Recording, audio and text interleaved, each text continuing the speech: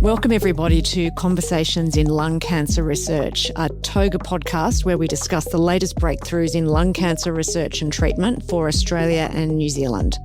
My name is Associate Professor Mel Moore. I'd like to start on behalf of TOGA acknowledging the traditional custodians of the land on which we live and work. We pay our respect to their elders, past, present and emerging. We also extend that respect to all Indigenous people.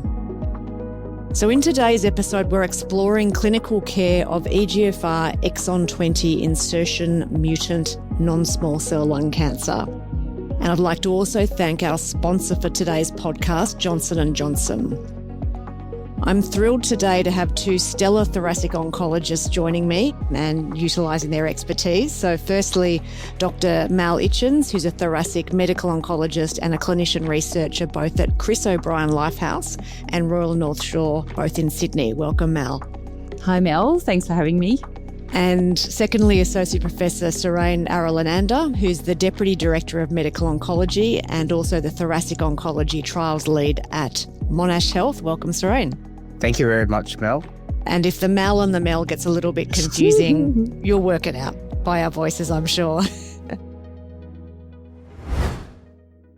This is an interesting topic where there's been some recent advances, so very timely for us to be talking about this. I do remember in the past opening up some next generation sequencing reports and having that little excitement of seeing EGFR and then a slight disappointment when you realise that it's an exon 20 insertion, not a classic EGFR mutation. But I think that's changing, as we'll talk about in our ensuing podcast. I might start with you, Surein, and just wonder if you could tell the audience about some of the characteristics of EGFR exon 20 insertion mutations, and are they applicable or more common in a certain phenotype of patient? Thanks, Mel. So EGFR exon 20 insertion mutation lung cancer falls within the domain of EGFR mutant lung cancer. We know that within EGFR mutations, there are the classic common sensitizing exon 19 deletion and L858R mutations. And there's this category called uncommon mutations. But we now understand that even within that, there is the so-called PAC mutations, which consists of things like G719X mutations and S678I mutations. And then there is this rare subset that's now becoming very topical, that is EGFR exon 20 insertion mutations.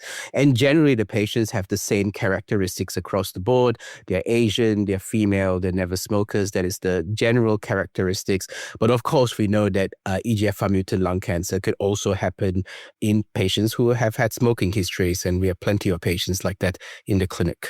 Mel, I'll cross over to you just to talk about how we're picking up these mutations. So if people are doing their standard EGFR testing, are they also going to pick up exon 20 insertion mutations, or is it a special type of testing required? Yeah, great question. I guess historically, until the recent years, we were doing PCR testing to look at each individual gene that we're interested in lung cancer. And historically, our labs were mostly looking for the classic variants that Surein mentioned in exon 19 and 21. So no, many of us weren't getting these reports, although they could be tested with PCR. I think, though, the problem with PCR is they're actually a really heterogeneous, group of variants within exon 20. In fact, last I looked, there are over 100 different insertions. So for that reason, it means that PCR, even for exon 20, might miss more than 50% of this variant. So absolutely, in the clinic, we need to be doing next generation sequencing to really pick up the array of different exon 20 insertions. As also, some of them have differing sensitivities to also our classic EGFR TKIs. Not only do we want to be doing NGS to look for exon 20, but as Surein has mentioned, they're actually quite rare, about 2% of all lung cancers we see. But in parallel, we want to be checking for the suite of oncogenes that could be, actionable with targeted therapies. So NGS would be the test of choice. And as we know that fairly recently, there's a MBS reimbursement now for an NGS panel, so even more impetus for centres to be going that way if they're not already going that way, because we don't want to miss out on picking up these sort of mutations, particularly when there's treatments coming through, which we'll come to talk about. So we know that in classic EGFR mutations, we've got very good third-generation tyrosine kinase inhibitors that we can use for those mutations. Surein, why don't they work in exon 20 insertions? Yeah, so that's an excellent question, Mel, and it really comes down to the chemical structure of the EGFR receptor. So essentially, when there is an insertion in exon 20, what it does is that it essentially elongates the loop, and that causes a change, that it essentially induces a rigid conformation, and it actually stops the binding of the drugs into the EGFR pocket. So traditionally, first generation and second generation EGFR inhibitors don't work. There's actually variable response to third generation EGFR inhibitors. There's been some work looking at double dosing osimertinib with some activity. Certainly single dosing of osimertinib has very limited to almost no response rates in some studies. But there are actually other drugs, and specifically I'm alluding to a drug called furmoretinib. So it's actually a third generation EGFR TKI, but it has this a specific ability to bind into that pocket, leading to activity in EGFR exon 20 insertion. And there is a phase 3 study currently investigating its use in that situation. But there are now very specific EGFR exon 20 insertion-based TKIs. There are at least 2 that are currently being tested in phase 3 studies. One is a drug called sunvosertinib, and the other is a drug called zipalertinib. But there are other drugs coming on the market as well in that TKI space. And just to clarify, will they be sort of pan-EGFR for the classic EGFR mutations in the exon 20, or targeting mainly the exon 20 insertion mutations? Yes, so sunvosertinib and zipalertinib were designed to very much just target the EGFR exon 20 insertion. Furmoretinib, on the other hand, has this ability to target the common mutations, potentially the PAC mutations I alluded to, and the EGFR exon 20 insertions as well. But as I mentioned, we're seeing activity in phase 2 studies. We need to wait for phase 3 studies to understand where they play a role. But very exciting that we have now multiple options in this space, in that TKI domain. Fantastic. And you mentioned double dosing of osimertinib. I guess that would be problematic in the Australian regulatory environment, being able to prescribe double the dose. You might be able to do it, but patients would have their osimertinib for half the time. So good that we've got other options coming through, as that's not overly sustainable.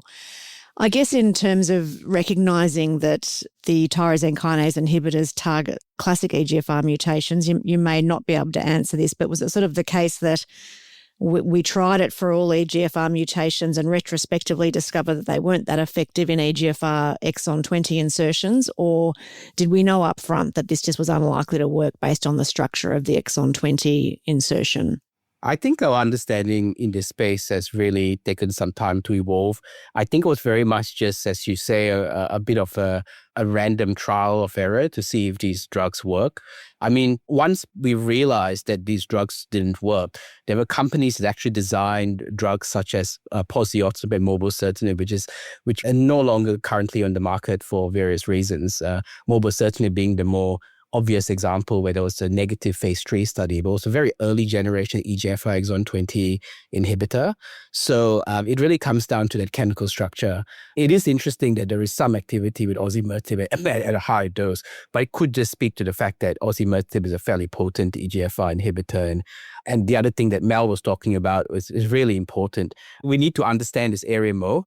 We certainly need to understand how the different EGFR exon 20 insertions play a role. Mel is right. There are at least 100, and it really comes down to, are these insertions in the C-alpha helix, are they near the loop, so to speak, or are they far away from the loop? And there may even be some efficacy signals depending on the drugs and depending on where the insertion was. It's very complicated. Yeah, that's a bit mind-blowing, really. I guess, come back to you, Mal, in terms of the clinical trials that we'll come to discuss. So I know that in classic EGFR mutations, the clinical trials tend to include only the classic exon 19, exon 21.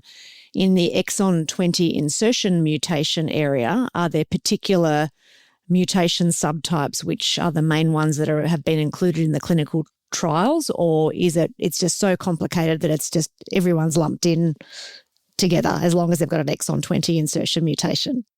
Yeah, look, I think doing trials in rare cancers is hard as it is, and we will talk about the phase 3s, one in particular that we'll focus on, as well as those waiting to read out. And, the risk we have is how long it takes to recruit to these phase 3 trials. I think we do understand that most of the EGFR exon 20 insertions happen in the near loop region that Surein spoke about. But my understanding is they have all been grouped together for the purposes of EGFR exon 20 insertion biomarker trials. And I guess over many years and many retrospective look-backs, we may get some more granular results about do any particular mutations respond better. But like you said, it's a rare cancer anyway, so we don't want to make the subgroups any rarer than they already are. So Mel, that's a nice segue. You mentioned some of the treatments that are coming through in this area, and I imagine that you may be referring to the Papillon study, if I'm not incorrect. Would you be able to take us through some of the data for that trial? Sure. So I think it's important we acknowledge at the moment in Australia, hopefully not for too much longer, we don't have any EGFR exon 20 targeted therapies available. I am so enthusiastic about the potentially more selective TKI oral therapies that Surein's spoken on, but we're a ways away yet to those. At the end of last year, we did see Amivantamab, as per the Papillon trial, receive a positive PBAC recommendation using Amivantamab and chemotherapy based on the phase 3 data, and hopeful soon we'll see it reimbursed for people we're seeing in the clinic frontline. So in brief detail, Papillon was a phase 3 clinical trial, so it was done, recruiting over 300 patients, looking at those with an EGFR exon 20 insertion and randomizing them in a 1-to-1 fashion to Amivantamab and chemotherapy, being carboplatin pemetrexed, which we would usually use for this population, versus chemotherapy alone. It was a simple phase 3 design. What was nice about the trial is at progression on the chemotherapy standard of care arm, optional crossover was allowed to Amivantamab. And I think on the last readout we saw of this trial, in fact, more than half had crossed over to Amivantamab. So we've seen various iterations of this clinical trial being presented over the last couple of years. Primary endpoint was progression-free survival, and not surprisingly, it was positive. So with a progression-free survival in the Ami chemo arm, 11.4 months versus 6.7 months in chemotherapy. And I think that's an important point to acknowledge, that EGFR exon 20 insertions, unfortunately, prognostically, do not generally have as good a survival as the standard sensitizing mutation. So this is a really unmet need population. So we saw the positive readout, and we haven't yet seen mature overall survival. So those were the primary survival endpoints. With regards to objective response rate, we saw in the Ami chemo combination 73% versus 47%. Regarding the CNS activity of this combination, I think we're still understanding the Amivantamab chemotherapy potential also synergistic effect in the CNS. What we have seen is a positive hazard ratio for Ami chemo versus chemo alone, with those with CNS disease, hazard ratio 0.63. I haven't been able to see more data yet for the CNS activity. So Mel, just for listeners that may not be familiar, could you just explain what Amivantamab is, what sort of agent it is? Great question.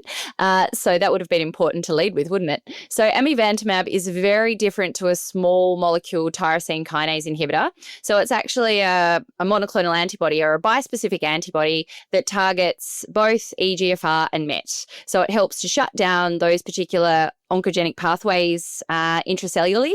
It also helps to degrade those receptors, and it does some other important functions, including immune activation and a particular interesting trait of trogocytosis, or recruiting basically immune cells to the tumor microenvironment. So it's a fancy drug, but very different to what we're used to in the clinic. And this might be a silly question, but I'm just thinking about there being an EGFR component. Is that a particular EGFR component to target the exon 20 insertion, like some of the newer ones that Surein's talking about, or is it a garden variety EGFR antibody with a garden variety MET antibody? Well, yes. The way that it was originally investigated was a study called Chrysalis, which always confused me as there were many different arms. But basically, there was absolutely a signal for activity across the board in sensitizing mutations, and we've seen the Mariposa studies read out, as well as importantly in MET exon 14 skip mutations, another important oncogene we treat in the clinic. So we have seen it tested across the potential indications with those targets, as we'd expect.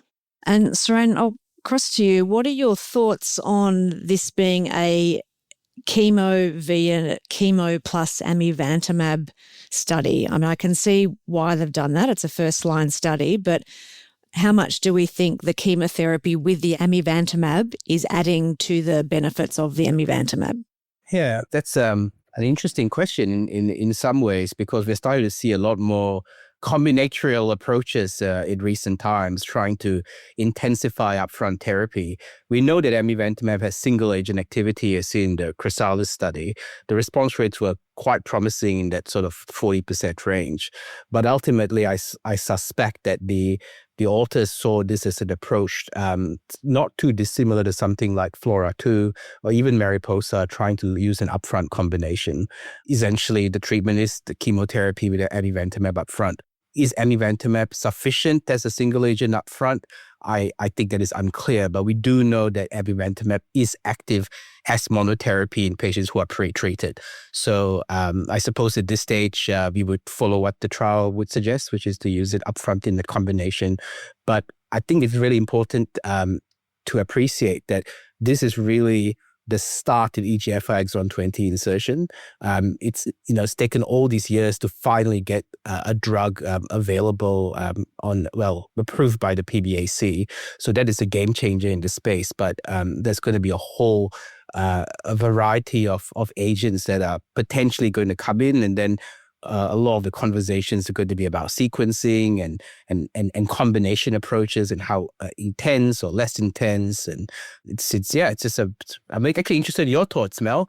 What do you think is going to be the future here if you had a choice of a small molecule TKI or an Amivantamab-based combination?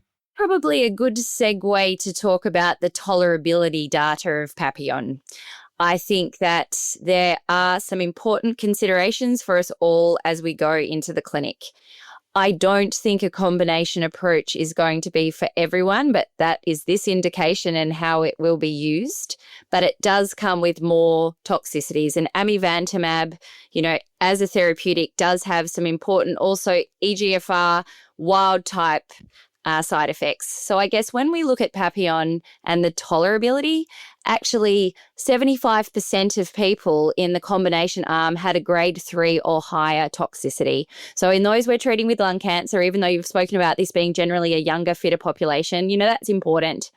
Rash is actually very common and needs very proactive care from the outset. And there's been a nice study, Cocoon, that has helped us to understand how to more proactively manage rash, and that will absolutely need to be embedded in our EverQ protocol. Infusion reactions are common. They're manageable, but they were always a little bit stressful. They generally happen in the first couple of doses, and Amivantamab actually uses a stepwise introductory dosage to mitigate this, and the first dose is straddled over 2 days, but you spend the whole day in the chemotherapy suite. Again, there's been a subcutaneous investigation and trials, Paloma, looking at actually whether this can minimize the infusion reactions, and we've seen pleasingly it seems to. But there's quite a lot of time spent in the chair with Amivantamab. And there are some other tolerability considerations, stomatitis, gastrointestinal upset, as well as in the combinations, pancytopenia. Neutropenia was, a focus with the combination. We saw that, in fact, in a third of people grade 3 or above. So we're potentially putting them in a vulnerable situation.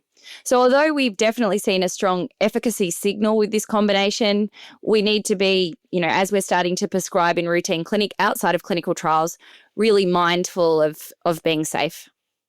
I'd imagine that the any PBS reimbursement that comes will probably mimic this, reflect what was done in the trial. So I'm personally doubtful that we will have the ability to use it as monotherapy in the first line setting. And I guess that's a good point you made, Mel, about the Paloma data of the subcutaneous route, and caveat that was in the EGFR classic mutation group post osimertinib, but the data should still apply. Been quite significant reductions in chair time and infusion reactions. You would hope that there is a little bit of PBAC being sensible, that if they do approve an IV formulation and there's good, strong data that subcut is efficacious, that would be easier for all of us, chemo day nurses, oncologists and patients. But I guess that's a watch this space at this point. I mean, I guess it feels like the days of a tyrosine kinase inhibitor for an actionable mutation, and certainly in the EGFR area, maybe almost behind us. We're not here to talk about classic EGFR mutation therapy. That's probably another whole podcast. But I think this area is really changing, and the way we think about these patients is going to be very different. Not just here's a script for a once a day tablet and come and see me in 4 weeks with a blood test. It's feeling like it's getting a bit more heavy duty. Surein, you've mentioned some of the potential trials that are coming in the space of tyrosine kinase inhibitors. Are there any other trials that you're aware of, maybe with other bispecific antibodies or other sorts of agents in this area? I think the key trials that we are waiting to read out are, as I mentioned, the phase 3 studies. There are actually 3 phase 3 studies ongoing. So there's the Sunvozertinib study, there's the Zipalertinib study, there's also the Furmoretinib study. There's another agent that looks very active in this disease cohort that I haven't mentioned, called ORIC-114. It's not quite in phase 3 yet, but it's still in that sort of early phase setting as well. So those are the main TKI approaches that I'm aware of. I'm not personally aware of any other sort of non-TKI approach in the EGFR Exon 20 insertion space, unless Mel is aware of something else. Not specifically for exon 20, but it would make sense that we start seeing antibody drug conjugates, and particularly those with an EGFR targeting aspect that may show a signal also for exon 20. And I guess, Mel, probably too early to tell yet what sort of mutations or mechanisms of resistance to these agents that we're seeing when patients progress on therapy? I think so. I think the sequencing question, as Surein alluded to, is going to be so interesting, because at the moment we're seeing these more highly selective TKIs for exon 20 largely having been investigated in quite a pre-treated population. So I've actually been quite pleased to see objective response rates in that circumstance of 40%. I think that is a little bit reminiscent of our classic EGFR mutations. And I say Furmoretinib, I don't know if I'm pronouncing it correctly, but I think the frontline data has actually shown objective response rates pushing up to 80%. I guess, that's a little bit interesting. So one thing I would say about Amivantamab is the resistance is also to be understood. From the Mariposa study, which looked at the classic EGFR mutations, what was interesting and expected was that we didn't see MET activation as a resistance pathway, which is quite common in that circumstance in about 1 in 5 pre-treated patients. We did see a lot of bypass tract activation and non-EGFR dependent resistance. So I think as all of these drugs are quite potent at shutting down the EGFR pathway, resistance is going to become more complex and probably take combination drug strategy approaches to salvage. Mel, you made the very good point earlier that we don't have access to any of these drugs at the moment unless we've got clinical trials open in this area. So I'm going to ask both of you, you open up an NGS report on a new patient tomorrow and they've got an exon 20 insertion mutation. What do you recommend for them tomorrow outside of having a clinical trial at hand? Well, I was going to say exactly that. I think Surein and I are quite motivated to recruit to clinical trials, especially for rare cancers, and I'd absolutely send someone across town if there's an attractive trial. We've had FERMO-004, and I think that's been a really promising drug, and also investigating a higher dose to get more CNS efficacy, which is such an important aspect of all of these therapeutics. But I think outside of then a clinical trial, absolutely, I would hope to be accessing Papillon, as I said, in the right select circumstances, is because our standard of care has been platinum doublet chemotherapy. And something that we haven't mentioned is when you tease through the data, really the added benefit of immunotherapy, both with chemo or certainly as a monotherapy, is really unknown. And we haven't seen a signal there yet for immunotherapy providing us with any help. So I'm going to force your hand. You don't have access to Papillon. Patient is excluded from clinical trials for whatever reason. Do you give them platinum-based chemo or platinum-based chemo and immunotherapy? Well, I personally don't give them immunotherapy. I am a little interested, though, in platinum-based therapy with an anti-angiogenic in this population. I think EGFR certainly can benefit from the addition of an anti-angiogenic.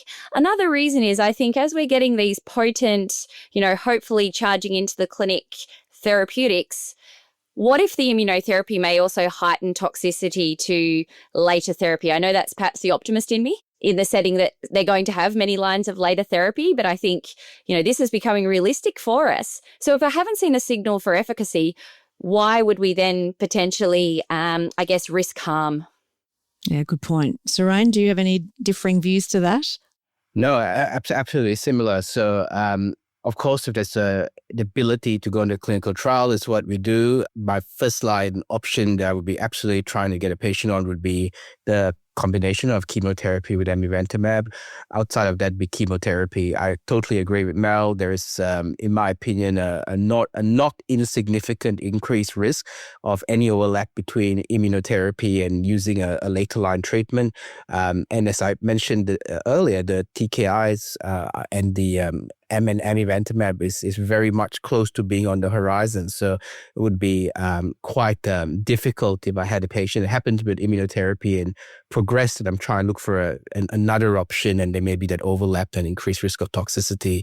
So I would be particularly concerned about that. And I guess the control arm for the phase 3 clinical trials we're talking about has been platinum doublet chemotherapy. So it's kind of acknowledged that immunotherapy is an unknown. Yeah, that's very reassuring. Are there any key unanswered questions in this area that we haven't spoken about already that you would like to see answered? I mean, I think Mel's alluded to the CNS activity being a key question, because on the Papillon study, all the patients had treated brain metastases. So it's a little hard to sort of tease that out. I think we talked about drug sequencing. We talked about drug combination. I mean, if I could be very bold to say, we've seen good data with Mariposa. Why not a drug like sunvosertinib or zipalertinib with Amivantamab down the line, right? Now we're talking really interesting stuff, but it could be that sort of combination. I think we've talked about the different, near loop, far loop, within loop mutations and how that plays out. There's a particular subset may benefit from one versus the other. And of course, we have alluded to biomarkers of response and resistance, which we don't have a lot of granular data on. But I think those are the key unmet questions. What do you think, Mel? Well, to add to that, now we're doing next generation sequencing as a standard first line. I think we're seeing that biologically greater heterogeneity outside of that driver oncogene. So, what's important and how I'd like to be selecting a combination approach up front would be in risks such as also co-mutations. Papillon has looked at the performance in TP53 co-mutants as a common occurring issue in these oncogenes and saw also, a strong signal for benefit as they don't perform as well. So I think understanding some of the genetic heterogeneity and how to select therapies. And then to the point about combinations, doing it safely. So the zipalertinib trial, the latest resilient trial, is looking at that particular drug, which to me looks like the most well tolerated with regards to higher grade toxicity with chemotherapy. So maybe we've got our benchmark with Papillon. Maybe we'll see, a good signal for efficacy in that circumstance and a better tolerability profile. I think now what we've really got to be pushing for our patients. Fantastic. So I think that brings us to the end of our conversation. Mel and Surein, it's been an absolute pleasure talking to you. I've learnt a lot. I'm sure our listeners have likewise learnt a lot. Your knowledge and expertise is very much appreciated, and appreciate you taking the time to talk to us and bring your expertise. We'd also like to thank Johnson & Johnson again for sponsoring this podcast. These podcasts don't happen without support. And as always, thank you to the listeners for listening to TOGA's Conversation in Lung Cancer Research podcasts. If you enjoy the podcast, please rate them and review us on wherever you listen to podcasts, Apple Podcasts or Spotify, and look forward to the next podcast. Thanks, Mel and Surein. Thanks, Mel. Thanks, Mel.